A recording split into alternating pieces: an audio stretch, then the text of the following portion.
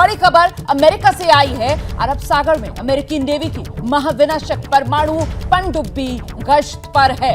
इस वक्त की बड़ी खबर जान लीजिए आप। अरेबियन सी में अरब सागर में अमेरिकी नेवी की महाविनाशक परमाणु पनडुब्बी गश्त पर, टारगेट पर चीन। तो क्या अब अमेरिका और चीन एटमी जंग की तरफ बढ़ रहे हैं?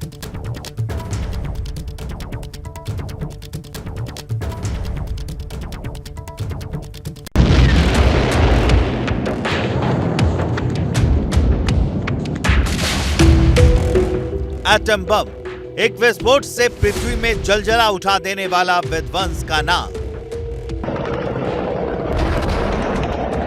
जो आज के दौर में किसी भी मुल्क की ताकत का पैमाना है। साउथ चाइना मॉर्निंग पोस्ट की ताजा रिपोर्ट में दावा किया गया है कि राष्ट्रपति के तौर पर अपनी तीसरी इनिंग में शी जिनपिंग चीन के परमाणु जखीरे को बढ़ाएंगे। साउथ चाइना मॉर्निंग पोस्ट का दावा है कि अब चीन परमाणु ताकत में अमेरिका को चुनौती देगा। हालांकि ये सफर सोच से ज्यादा लंबा है। अमेरिका के पास चीन की तुलना में कहीं ज्यादा एटम बम है, लेकिन जिनपिंग अब मिशन एटम बम में पूरी ताकत से जुटने वाले हैं। 63 पन्नों की एक रिपोर्ट में चीन की सेना का पूरा फ्यूचर ब्लूप्रिंट दर्ज है।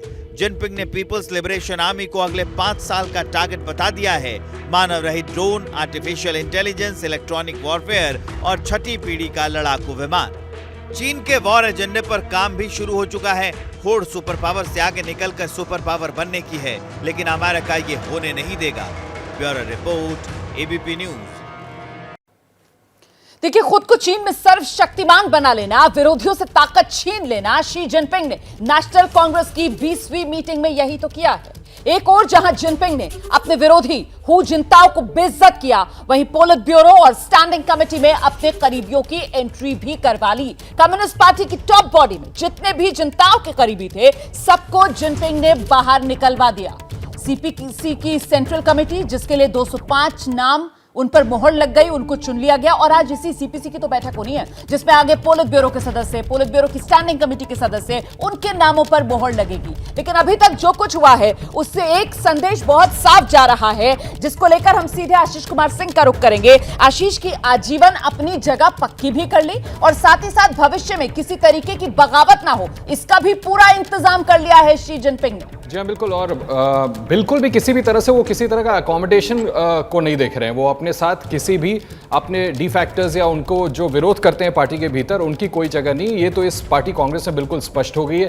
पर्सनालिटी कल्ट को इसमें बढ़ावा देता हुआ साफ नजर आ रहा है। और एक बड़ी बात जिसको मैं देखना चाहूंगा, मुझे लगता है आप लोग भी ऑब्जर्व करना चाहेंगे, कि क्या इनको माओ की तरह पीपल्स लीडर भी डिक्लेयर किया जाता है। एक टर्म का जनरली मैंने देखा है कि वहां पर एक्सपर्ट्स इस्तेमाल कर रहे हैं और बहुत क्लोजली ऑब्जर्व किया जा रहा है कि अगर वो खुद को पीपल्स लीडर डिक्लेयर कर देते हैं, तो चाइनीज सिस्टम में कम्युनिस्ट पार्टी के ये माना जाता है कि फिर उसका रुतबा भगवान जैसा हो जाता है, कि कोई उसको आजीवन जब तक वो जीवित है उसको चैलेंज ही ना करे। तो निश्चित तौर पर अपने आप को बहुत ही अथॉरिटेरियन किस्म से एस्टैब्लिश करने की कोशिश है और उसका रिफ्लेक्शन सामने नजर आ रहा है। बिल्कुल, माई वे राइट वे, यही संदेश जो बार बार शी जिनपिंग की तरफ से दिया जा रहा है। लेकिन अब महत्वपूर्ण यह हो जाता है कि माओ सेतुंग के बाद सबसे ताकतवर नेता के तौर पर तो शी जिनपिंग उभर कर सामने आ गए, लेकिन एक महत्वपूर्ण सवाल यह भी हो जाता है कि क्या उनकी बराबरी वाला दर्जा शी जिनपिंग हासिल कर पाएंगे। इसको लेकर चर्चा आगे बढ़ाएंगे, लेकिन पहले तो आप ये देख लीजिए कैसे तानाशाह चीन में अपना जो कंट्रोल है उसको और मजबूत कर रहा है।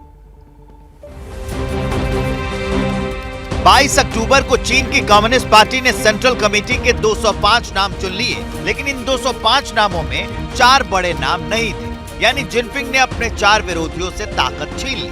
सबसे पहला नाम है ली केकियांग का, जो चीन के प्रधानमंत्री भी हैं। चीन की सरकार में जिनपिंग के बाद दूसरा सबसे बड़ा नाम केकियांग ही थे, लेकिन हु जिनताओ का करीबी होने की वजह से जिनपिंग ने केकियांग को वक्त से पहले ही रिटायर कर दिया। इसके अलावा जिनपिंग की तानाशाही का शिकार बने 3 लोगों के नाम ली झांशु, वांग यांग और हान झेंग। वांग यांग पार्टी की एडवाइजरी बॉडी के हेड थे और सरकार में नंबर 4 माने जाते थे, जबकि झेंग शंघाई में कम्युनिस्ट पार्टी के मुखिया थे। ली केकियांग अभी 6 महीने और चीन के प्रधानमंत्री रहेंगे। उसके बाद जिनपिंग का करीबी उनकी जगह लेगा। इकोनॉमी पर सरकारी दखल के मुद्दे पर केकियांग और जिनपिंग में जबरदस्त मतभेद देखने को मिले थे। जिनपिंग ने सरकार में विरोध की सबसे बड़ी आवाज को बड़े ही शातिर तरीके से साइडलाइन कर दिया है। Bureau report, ABP news.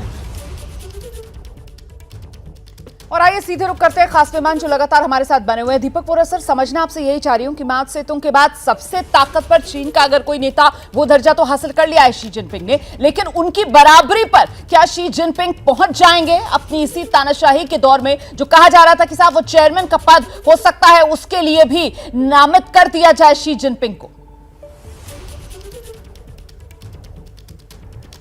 Xi Jinping साहब ने पिछले 5 साल में जितनी पोजीशंस थी सब अपने नाम कर ली हैं। हम उन्हें कहते हैं चेयरमैन ऑफ एवरीथिंग।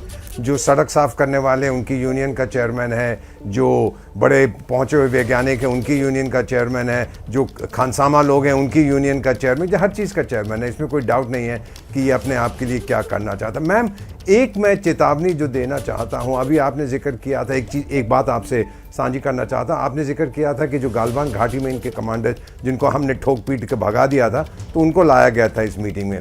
मैं 1962 में, आपकी तो उम्र बहुत कम है, मैं आपको लेके जाता हूँ जब हमारा जंग हुआ था चीन के साथ 1962 में, जिसमें मेरे परिवार को बहुत धक्का लगा था। तो मैं जो रेडियो पे ब्रॉडकास्ट सुनता था हमारे लीडर्स की उस टाइम के, कि हम बहुत डट के लड़े, हमने ये किया वो किया, खूब ठोका उनको, लेकिन फिर हम पीछे हट गए। तो इस जो आदमी वहां से भागा था उसको लाए गए थे दिखाने के लिए, कोई बात नहीं, ये हमें बताने आया था कितने हिंदुस्तानियों को हम मार के आए वहां पे। क्योंकि मैडम ये जमाना है चाइना में आर्टिफिशियल इंटेलिजेंस का, इस शब्द का आपने प्रयोग किया, आर्टिफिशियल इंटेलिजेंस, क्योंकि पिंग पोंग की जो नेचुरल स्टुपिडिटी है उसको छुपाने के लिए वो आर्टिफिशियल इंटेलिजेंस का प्रयोग करता है। मैंने अपनी पोस्टिंग्स में सूडान में देखा है मैडम, मैंने ये चार्ट में देखा है, मैंने लैटिन अमेरिका में देखा है। जब वो तानाशाह है तो भगवान से ऊंचा है, लेकिन जिस दिन लोग सड़क पे निकल आते हैं कोई थूकने वाला नहीं रहता उसके ऊपर। नहीं, बिल्कुल सर, इसमें तो कोई शक नहीं है, लेकिन फिलहाल हकीकत ये है कि साहब इस वक्त तो चीन की सच्चाई ये है कि चीन में शी जिनपिंग की तूती बोल रही है। राजेश पुरोहित जी का रुख करेंगे और उनसे समझेंगे। राजेश जी, जो बात आप पहले कह रहे थे ना कि अब इस तीसरे टर्म में दुनिया देखेगी असली तानाशाही क्या होती है। सर, ये ऑल टाइम सत्ता जो हथियाने कब्जाने के शी जिनपिंग बिल्कुल मुहाने पर खड़े नजर आ रहा है चीन में, इससे दुनिया के लिए आपको क्या लगता है सबसे बड़ा खतरा क्या है? सबसे बड़ा खतरा तो शांति का ही है। जी। और ये लोग भी कोई सुख से नहीं रहेंगे मैडम। जैसे जिस तरीके से, जैसे अभी एम्बेसडर साहब ने बताया कि ये अपने आप को माओ के दर्जे पे लेके जाना चाहता है, तो माओ ने एक भगवान से ऊंचा दर्जा प्राप्त किया हुआ है, और उस दर्जे पे जाने के लिए जो बदमाशियां करनी पड़ेगी तो वो आप और मैं सोच भी नहीं सकते। तो सीधे तौर पर यह कहा जाएगा, प्रणय आपसे समझना चाहूंगी कि दुनिया को तीसरे विश्व युद्ध की तरफ अब चीन धकेलेगा, मजबूर करेगा। वो पहले यह संकेत दे रहा है कि साहब परमाणु हथियारों की रेस में अब वो जबरदस्त तरीके से एंट्री करने वाला है। देखिए, जो चाइनीज शुगर कोटिंग के साथ में जिस फ्रेज का इस्तेमाल किया गया है रोमाना, उसमें कहा गया है कि एक मॉडरेट पावर हम 2049 तक बनना चाहते हैं, मॉडरेट सुपर पावर।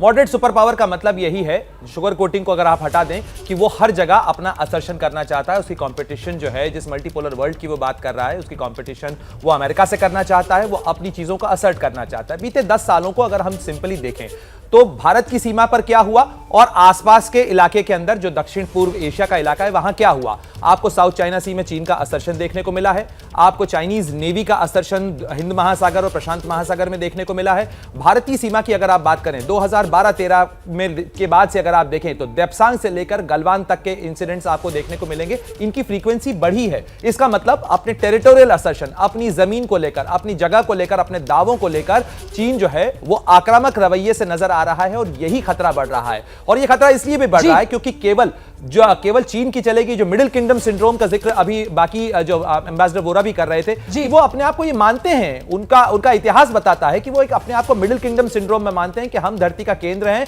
और सारी दुनिया यहीं से चलती है। जैसे ही घड़ी का काटा दोपहर 2:30 पे आए, बबीता जी का दिल सास बहू साजिश के लिए मचल जाए।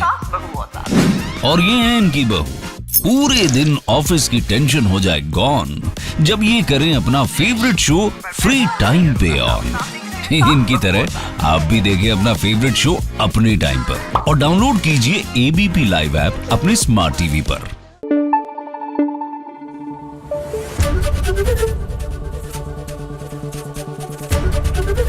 एबीपी न्यूज आपको रखे आगे।